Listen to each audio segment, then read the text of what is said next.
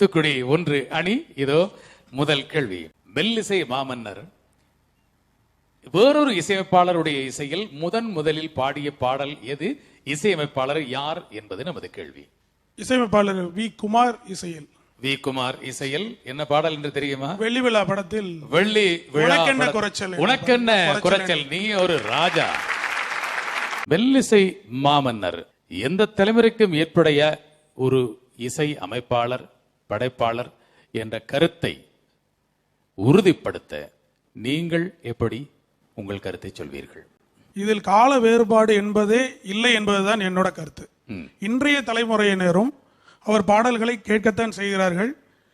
நாம் தான் தலைமுறையை வேறுபடுத்தி பார்க்கிறோமே தவிர மெல்லிசை மன்னர் பாடல்கள் இன்னும் 100 ஆண்டு ஆனாலும் நிச்சயமாக நிலைத்து நிற்கும் என்பது என்னோட கருத்து. நன்றி, நன்றி. அருமையான கருத்து சொன்னார்.